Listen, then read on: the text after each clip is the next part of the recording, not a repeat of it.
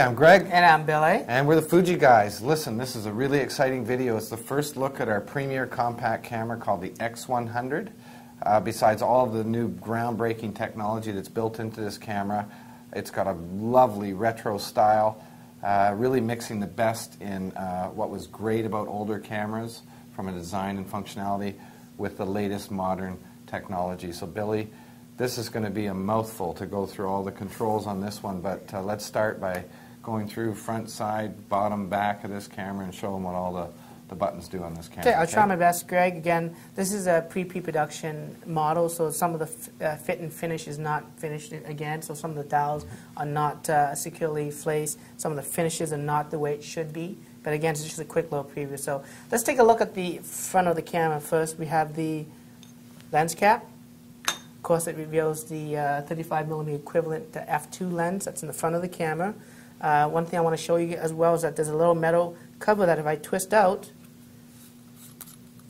basically it's actually a thread which allows you and allows you to place an adapter that allows you to put either filters, a 49mm filter, or even attach a lens hood on top of the camera. There is a proprietary lens hood that will... Both that we offer with the camera. So that's just a quick look there in the front. We also have the manual focus, which is a fly-by-wire focusing system. We have the aperture ring in the front there. So it starts off at A, which is basically automatic, and then we have the various apertures ranging from 16 to f2. Then we have the AF assist lamp. Then we have a little lever, and that's something interesting because that's a lever that switches the camera from its optical viewfinder to electronic viewfinder. So one of the coolest features of this camera is really the hybrid viewfinder system that's on it, and you push that one way to switch it from optical to electronical. Beside that, we have basically two microphone inputs, left and right, which is stereo mic because the camera does offer HD video recording with stereo sound.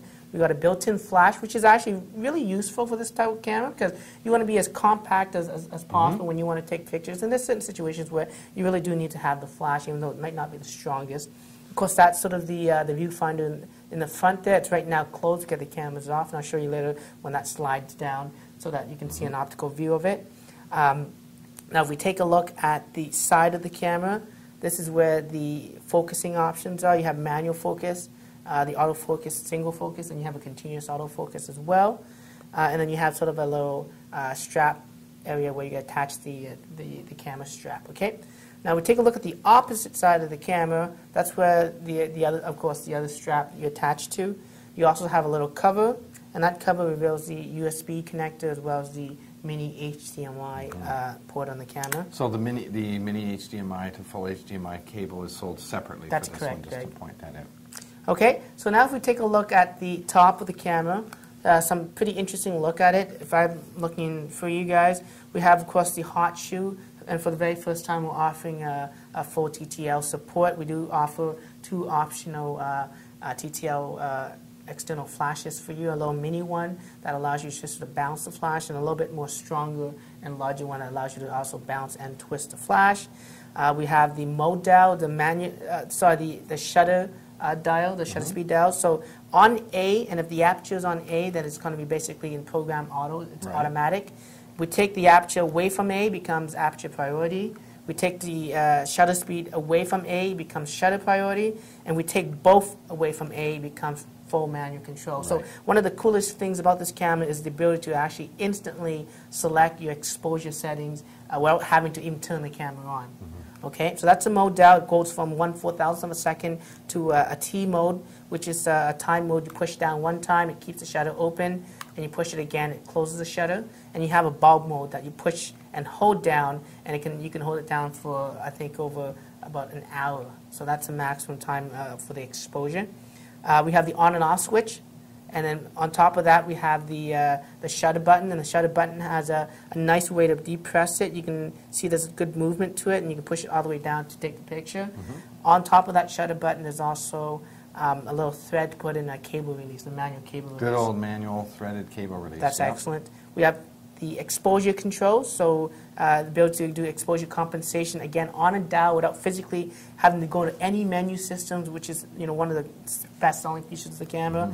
There's a function button right here, and you push that, and it gives you quick access to things like the ability to change ISO. You can also, it defaults to ISO controls, but you can also change it to have things like the depth of field display, the access to the movie mode, and some other ISO and dynamic range controls and stuff like that. So you have a lot of access via the function button. So that's just a quick look at the top of the camera. Now, if we take a look at the bottom of the camera, if you notice the shutter, or the tripod mount it's a metal tripod mount, and it's really located near the center of the camera. Beside it, there's a little speaker, and then of course we have the battery cover. And the battery cover itself reveals where we put the NP95 battery in. So I'm just going to make sure I'm putting it in the right way. And of course, it also takes an SD card. And of course, just because of the size of the sensor and the megapixels of the camera and the speed that's needed, raw file shooting. Raw file shootings, it supports not just SD and SDHC cards, but also the new SDXC cards. Yeah, right. I just got a scanned SD card. I'm just going to pop in for now. Okay, I'm just going to close that. And that's really just the bottom of the camera itself. Again, the bottom finish, the top finish, a nice little magnesium alloy feel to it. It's really very shows solid. The quality of the camera. We take a look now at the back of the camera. This is where a lot of the bulk of the function is. As you can notice, first thing I'm going to take a look at to the top left is the viewfinder. So that viewfinder is an optical viewfinder, but it also can be switched, like I said, to electronic viewfinder. Right beside it, you have a diopter adjustment. Okay, and to the right of it, you actually have an eye sensor. So you can set up the display to show the LCD screen on the back, which is a high-resolution LCD, the electronic optical viewfinder on the back, which is, again, another high-res, over about 1 million dots per inch, so really high quality. And then you have the mode by pushing the view mode again, the ability to use the eye sensor. So it jumps from the LCD to the viewfinder when you stick your eyes in that. Love it. Okay. There's a little command dial here, and that really is your access to the function button that allows you to select the ISO. If it defaults to ISO, of course, you can change it to do other things. You have a little display side on the camera here where you have access to the playback button, the auto exposure button, which gives you quick access to change things like the metering system, so from matrix metering to spot metering to average metering. You have the autofocus point. So when you hold that down, you can use the directional pads and point the 49 different autofocus within the camera, and you actually select it so that you don't have to reposition the camera to take that photo. And of course, you got the view mode button, which allows you to jump from the screen to the electronic viewfinder. And the screen itself is, again, 2.8 high-res screen. You have an auto focus, auto exposure lock, and that can be configured as well within the camera's menu system, the way you want to operate, just like some SLRs out there. You got the display back button. You got the RAW button. That RAW button is actually a quick access in order to switch it to shooting in RAW.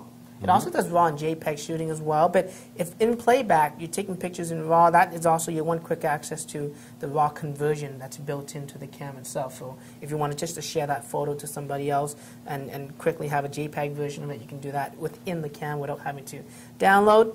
We've also got a little another command dial that allows you to adjust the different settings. It also helps you navigate the menu systems as well. On top of that, you can use the up, down, left, right, just like any of the Fuji cameras. So if you used the Fuji cam before in the past, the menu system is very similar in terms of control. Again, it has quick access to the macro, the flash, the white balance options. There's also a quick delete and playback mode, and this is what we call a drive mode. And with the drive mode, it actually allows you to choose a different continuous shooting options like dynamic range bracketing. It takes 3 shots, or even a film bracketing where it shoots something like Velvia and Provia and then just Astia. And then there's a little LED button on the back there, and that's just an indicator lamp that sort of tells you, as it writes to the actual card itself. So you notice if it's busy, then it's busy writing to the camera. So that's just a really quick look at this camera. And I'm sure we're going to have more videos in depth on some of the functionalities, especially the viewfinder of the cameras. One last thing I want to show you too, I guess, is if I can turn the camera on. And as a quick note, this camera does have some shutter sounds, but by pushing the display button just for a few seconds, you can actually enable what's called the silent mode, yep. which turns off all the beeping, the flashes, and whatnot. So that's just a quick look at the camera. Wow, that is impressive. And like I said, that was a mouthful. So thank you, Billy. And until the next video, I'm Greg. And I'm Billy. And we're the Fuji guys.